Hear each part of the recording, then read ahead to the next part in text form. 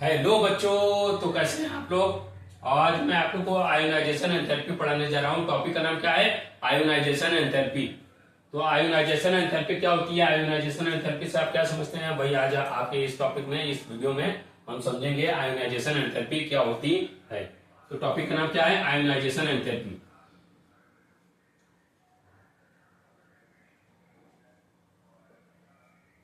Ionisation enthalpy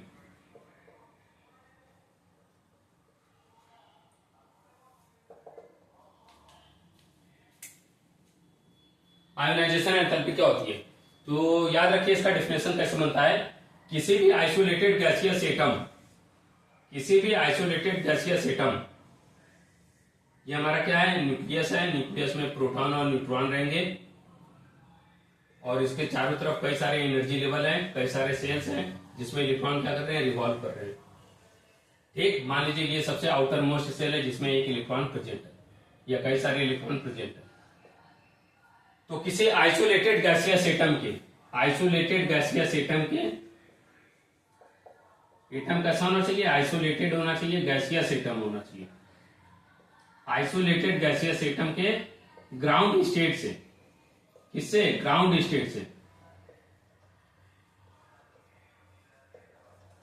किसी भी isolated gaseous atom के ग्राउंड स्टेट से एक इलेक्ट्रॉन को निकालने के लिए, एक इलेक्ट्रॉन को निकालने के लिए मिनिमम जितनी एनर्जी की रिक्वायरमेंट होती है, मिनिमम जितनी एनर्जी की रिक्वायरमेंट होती है, उसी को हम क्या कहते हैं? उसी को हम क्या कहते हैं? उसी को हम कहते हैं आयोनाइजेशन एंथैल्पी। क्या कहते हैं? आयोनाइजेशन एंथैल्पी कहते हैं।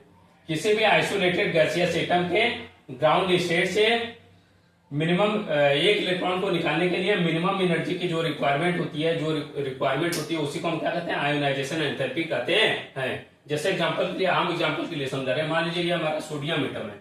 अब सोडियम एटम के पहले सेल में 2 इलेक्ट्रॉन होते हैं, दूसरे सेल में 8 इलेक्ट्रॉन होते हैं, तीसरे सेल में मान लीजिए 1 इलेक्ट्रॉन है। कितना इलेक्ट्रॉन है? 1 इलेक्ट्रॉन। 3 ही सेल होता है उसके अंदर। तो लास्ट वाले सेल में कितना इलेक्ट्रॉन है? 1 इलेक्ट्रॉन है। 2 इलेक्ट्रॉन यहाँ पे हो गए, 8 इलेक्ट्रॉन यहाँ पे होगा और 1 इलेक्ट्रॉन यहाँ पर है। ठीक है, ये सोडियम एटम है। अब सोडियम एटम का आइसोलेटेड गैसियस एटम लेंगे और उसके ग्राउंड स्टेट में और उसके आउटर मोस्ट इलेक्ट्रॉन, मतलब सबसे बाहरी वाले सेल से एक इलेक्ट्रॉन को निकालने के लिए जितनी एनर्जी की रिक्वायरमेंट होगी, जितनी एनर्जी की रिक्वायरमेंट होगी, उसी को हम क्या कहेंगे? आयोनाइजेशन एंथैल्पी कहेंगे। क्या कहेंगे? आयोनाइजेशन एंथैल्पी कहेंगे। मान लीजिए यहाँ पे 50 किलो जूल, एग्जांपल हम दे रहे हैं, केवल 50 किलो जूल की रिक्वायरमेंट होती है, तो इसका आयोनाइजेशन एंथैल्पी सोडियम का क्या हो जाएगा? सोडियम एटम के आइसोलेटेड गैसियस एटम के ग्राउंड स्टेट में आयोनाइजेशन एंथैल्पी क्या हो जाएगा? 50 किलो जूल हो जाएगा। क्या हो जाएगा? 50 किलो जूल हो जाएगा। एक बार फिर से समझिए, किसी भी आइसोलेटेड गैसियस एटम के, किसी भी आइसोलेटेड गैसियस एटम के ग्राउंड स्टेट से आउटर मोस्ट इलेक्ट्रॉन को निकालने के लिए जितनी एनर्जी की रिक्वायरमेंट होती है, मिनिमम एनर्जी की, उसी को हम क्या कहते हैं? आयोनाइजेशन एंथैल्पी कहते हैं। उसी को हम क्या कहते हैं? आयोनाइजेशन एंथैल्पी कहते हैं। जैसे एग्जांपल के लिए सोडियम हो गया। सोडियम का ये आइसोलेटेड गैसियस एटम है और इसमें 3 सेल है। पहले सेल में 2 इलेक्ट्रॉन, दूसरे सेल में 8 इलेक्ट्रॉन और लास्ट वाले सेल में 1 इलेक्ट्रॉन है। तो लास्ट वाले सेल से 1 इलेक्ट्रॉन को निकालने के लिए जितनी एनर्जी की रिक्वायरमेंट होगी, उसी को हम आयोनाइजेशन एंथैल्पी कहेंगे। यहाँ पे 50 किलो जूल की रिक्वायरमेंट हो रही है, इसलिए आयोनाइजेशन एंथैल्पी कितना हो जाएगा? 50 किलो जूल हो जाएगा। एक बार फिर से समझ लीजिए, आइसोलेटेड गैसियस एटम के ग्राउंड स्टेट में 1 इलेक्ट्रॉन को निकालने के लिए मिनिमम एनर्जी की जो रिक्वायरमेंट होती है, उसी को हम आयोनाइजेशन एंथैल्पी कहते हैं। अब यहाँ पे सवाल ये उठता है कि ग्राउंड स्टेट का यहाँ पे यूज क्या है? ग्राउंड स्टेट वर्ड क्यों यूज किया और आइसोलेटेड गैसियस एटम वर्ड का यूज क्यों किया? तो इसको समझने के लिए हम पहले इसको रब कर दें, दूसरे स्लाइड में समझाते हैं। किसी भी आइसोलेटेड गैसियस एटम की ग्राउंड स्टेट में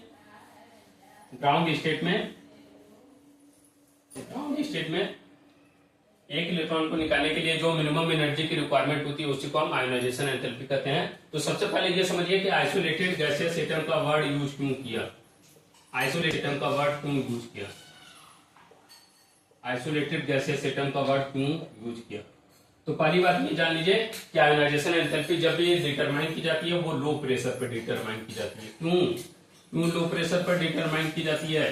क्योंकि हम जानते हैं किसी भी सिंगल एटम को आइसोलेट करना इम्पॉसिबल होता है, पॉसिबल नहीं होता है। सिंगल एटम को आइसोलेट करना पॉसिबल नहीं होता है।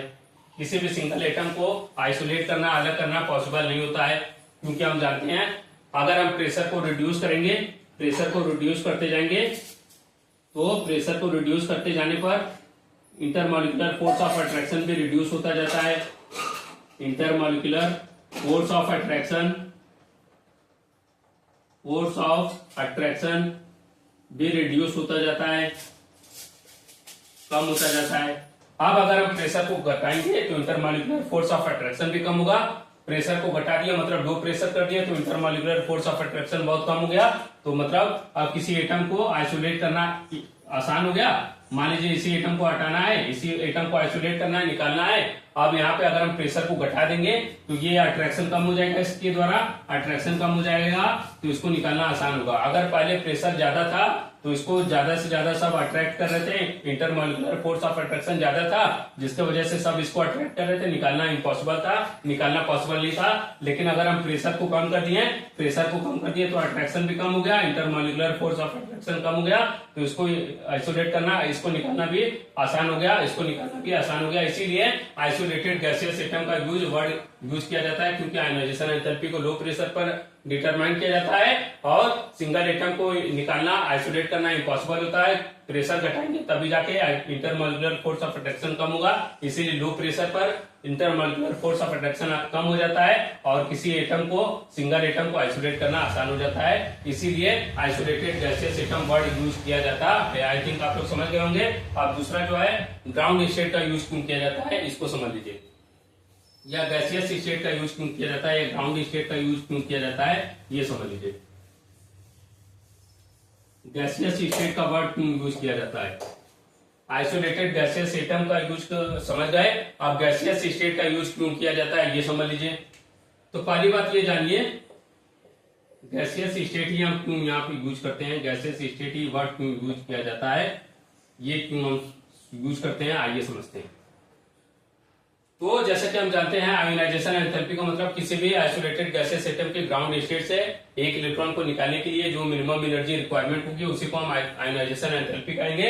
अब यहाँ पे गैसियस स्टेट वर्ड का यूज क्यों किया जाता है, तो इसलिए किया जाता है क्योंकि हम जानते हैं गैस स्टेट में फोर्स ऑफ अट्रैक्शन क्या होता है, मिनिमम होता है।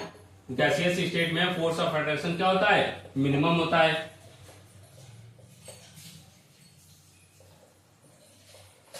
फोर्स ऑफ अट्रैक्शन मिनिमम होता है और इंटरमॉलिक्यूलर डिस्टेंस मैक्सिमम होता है।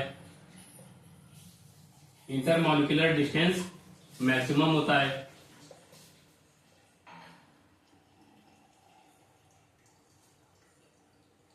इसीलिए गैसियस स्टेट वर्ड का यूज किया जाता है। Force of attraction, intermolecular force of attraction minimum होता है और डिस्टेंस मैक्सिमम होता है, तभी जाके गैसियस स्टेट वर्ड का यूज करेंगे। क्योंकि हम जानते हैं कि जो आयोनाइजेशन एंथैल्पी होती है वो मॉलिक्यूल के अंदर अदर एटम के प्रेजेंस से अफेक्ट होती है। मॉलिक्यूल के अंदर मान लीजिए कई सारे एटम है, तो उसके वजह से आयोनाइजेशन एंथैल्पी क्या होगी, अफेक्ट होगी, उससे प्रभावित होगी। अगर हम गैसियस स्टेट वर्ड का यूज करेंगे, गैसियस स्टेट का लेंगे, गैसियस स्टेट में लेंगे, तो उसके वजह से इंटरमॉलिक्यूलर अट्रैक्शन क्या हो जाएगा, मिनिमम हो जाएगा, मैक्सिमम हो जाएगा, मिनिमम हो जाएगा और इंटरमॉलिक्यूलर डिस्टेंस मैक्सिमम हो जाएगा, जिसके वजह से फोर्स ऑफ अट्रैक्शन क्या हो जाएगा, मिनिमम हो जाएगा और डिस्टेंस क्या हो जाएगा, मैक्सिमम हो जाएगा। और इसी वजह से हम गैसियस स्टेट वर्ड का यूज करते हैं। इसी वजह से गैसियस स्टेट का वर्ड यूज किया जाता है, क्योंकि हम जानते हैं गैसियस स्टेट का वर्ड का यूज ना करके अगर लिक्विड स्टेट या सॉलिड स्टेट ले लेंगे तो फोर्स ऑफ अट्रैक्शन क्या हो जाएगा, मैक्सिमम हो जाएगा, डिस्टेंस क्या हो जाएगा, मिनिमम हो जाएगा। लेकिन गैसियस स्टेट में ही फोर्स ऑफ अट्रैक्शन मिनिमम रहता है या डिस्टेंस मैक्सिमम रहता है। और हम जानते हैं कि गैसियस स्टेट में लेंगे तो फोर्स ऑफ अट्रैक्शन मिनिमम और डिस्टेंस मैक्सिमम हो जाएगा और आयोनाइजेशन एंथैल्पी जो होती है वो मॉलिक्यूल के या अदर एटम के सराउंडिंग की वजह से अफेक्ट होती है। और अगर हम फोर्स ऑफ अट्रैक्शन मिनिमम कर देंगे, डिस्टेंस मैक्सिमम कर देंगे गैसियस स्टेट में, तो वो अदर मॉलिक्यूल, अदर एटम के वजह से अफेक्ट नहीं होगी और आयोनाइजेशन एंथैल्पी पर कोई प्रभाव नहीं पड़ेगा, कोई अफेक्ट नहीं पड़ेगा। इसीलिए गैसियस स्टेट वर्ड का यूज किया जाता है। आई थिंक आप लोग समझ गए होंगे। अगर वीडियो में अगर कोई भी किसी भी कॉन्सेप्ट में अगर आपको समझ में नहीं आए तो भूलिएगा, हम दूसरा वीडियो इसी से रिलेटेड अपलोड कर देंगे। और अगर कोई भी दिक्कत किसी भी कॉन्सेप्ट में है तो पूछ लीजिएगा कमेंट सेक्शन में। और अगर वीडियो पसंद आए तो वीडियो को शेयर करें, लाइक करें और ज्यादा से ज्यादा हमारे चैनल पर सब्सक्राइबर को बढ़ाएं। धन्यवाद।